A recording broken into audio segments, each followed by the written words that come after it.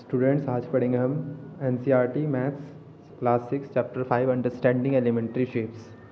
तो exercise 5.1 question number 1, what is the advantages in disadvantage in comparing line segment by mere observation. मतलब अगर आप सिर्फ line segment को देख के क्या कर रहे हो, उसका पता लगा रहे हो, मतलब सिर्फ ऑब्जर्व करके आप उसको कंपेयर कर रहे हो, तो उसकी क्या डिसएडवांटेजेस है। ठीक है, तो आप अगर बिना मेजरमेंट किए सिर्फ देख कर ही, जैसे कि ये दो लाइन सेगमेंट है, ठीक है, इसकी ये दो लाइन सेगमेंट है, सिर्फ अगर देख कर ही क्या बोल रहे हैं कि ये इक्वल है, ए बी किसके इक्वल है, बी सी के सी डी के इक्वल है। ठीक है, तो अगर आप देख कर ही इसका ऑब्जर्व करके बता रहे हो तो हो सकता है इसमें एरर हो सकता है, जैसे कि लाइन सेगमेंट 4 सेंटीमीटर की है और ये नीचे वाली 4.1 सेंटीमीटर की है। ठीक है, तो ऐसे इसमें गलती हो सकती है, तो ये इसके डिसएडवांटेजेस है। Question number 2, why is it better to use a divider than a ruler while measuring the length of a line segment. ठीक है, जो आपका डिवाइडर होता है, प्रोटेक्टर होता है, वो आपके रूलर से कैसे ज़्यादा बेटर है किसी भी लाइन सेगमेंट की लेंथ को नापने के लिए।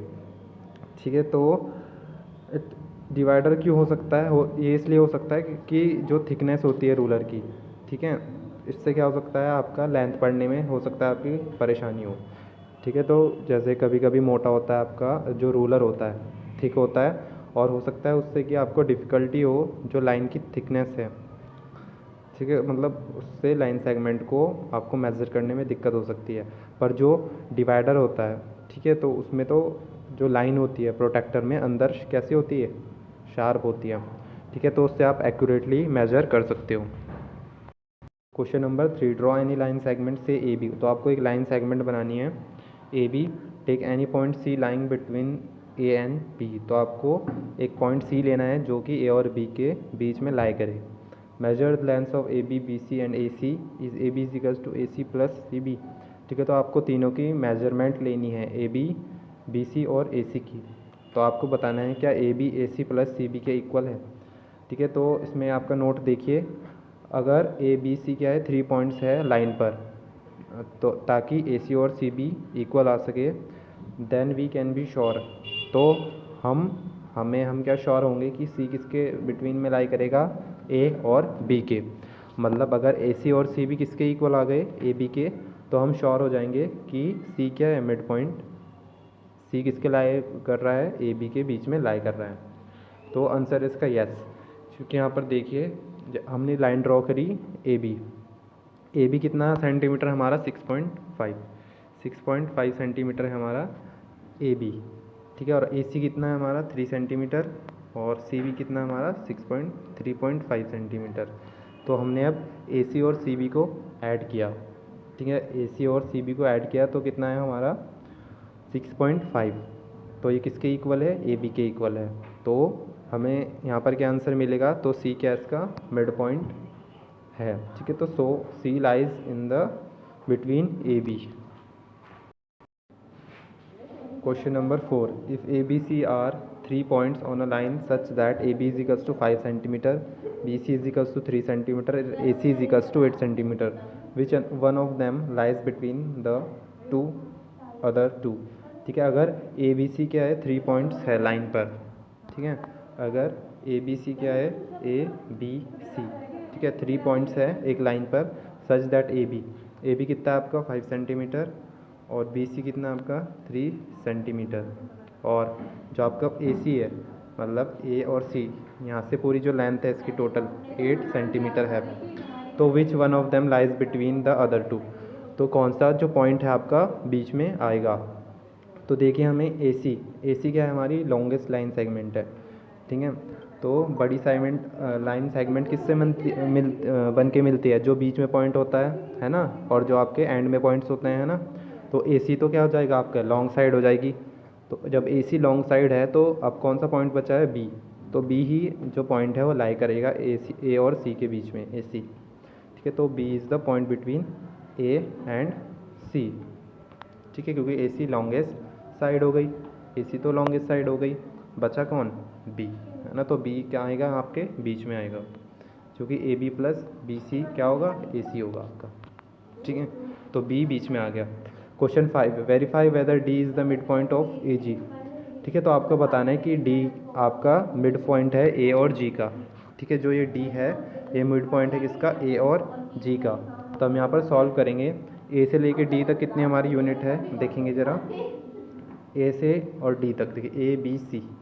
ठीक है, यहाँ पर 3 यूनिट्स है ए से लेके डी तक, मतलब और डी और जी, मतलब डी से लेके जी तक कितने यहाँ पर यूनिट्स है, ई एफ जी 3 यूनिट्स। ठीक है, तो यहाँ पर भी 3 यूनिट्स है, यहाँ पर भी 3 यूनिट्स है। तो बीच में कौन बचा, डी। तो D is the mid point. ठीक है, देखिए इक्वल ही हो रहे हैं ना, यहाँ पर भी 3 यहाँ पर भी 3, तो इक्वल है। बीच में कौन आ गया, डी। तो D is the mid point. Question number 6 है, if B is the mid point of A C and C is the mid point of B D, where A B C D is line on a straight line, say why A B is equals to C D. तो A B C D एक line segment है, A B C D. ठीक है, A B C D है, तो B किसका mid point है, ए सी का, और सी किसका मिड पॉइंट है, बी डी का, है ना। ए सी के बीच में बी आ रहा है और बी सी के बीच में सी आ रहा है ना। तो इसमें आपको ये बताना है कि ए बी किसके इक्वल है, सी डी के, आपको प्रूफ करना है। तो ए बी सी डी, ठीक है। B is the mid point of A C. ठीक है, ए सी का मिड पॉइंट कौन है, इन दोनों का, बी। तो हम लिख देंगे A B is equals to A B, जो A B is equals to B C. ठीक है, तो हमने लिख दिया ए बी किसके इक्वल है, बी सी के। ठीक है, and C is the mid point of B D, है ना। तो ए बी सी डी, तो अब ये भी इसके इक्वल आ रहा है, मतलब बी डी का मिड पॉइंट कौन है, सी। और हमने यहाँ पर देखा था ए बी किसके इक्वल है, बी सी के, और बी सी किसके इक्वल है, सी डी के। तो हम कह सकते हैं ए बी किसके इक्वल है, सी डी के। ठीक है, तो जो हमें प्रूफ करना था A B is equals to C D. ठीक है, question number 7, draw 5 triangles and measures their side, check in each case of the sum of the length of any 2 side is always less than greater. ठीक है, यहाँ पर correction कर लेंगे, less यहाँ पर आएगा greater than the third side. ठीक है, तो आपको 5 ट्राइंगल्स ड्रॉ करना है और उसमें ये शो करना है कि जो 2 साइड का सम होगा वो हमेशा बड़ा होगा जो थर्ड साइड है उससे। ठीक है, तो ये क्या है आपका, yes, sum of 2 sides of a triangle is always greater than the third side. ठीक है, तो 2 साइड्स का आपको ऐड करेंगे आप, तो थर्ड साइड से हमेशा बड़ा होगा। जैसे आपका फर्स्ट है, हमने यहाँ पर 3 इक्वल साइड्स लिए हैं, 5.2 5.2 5.2।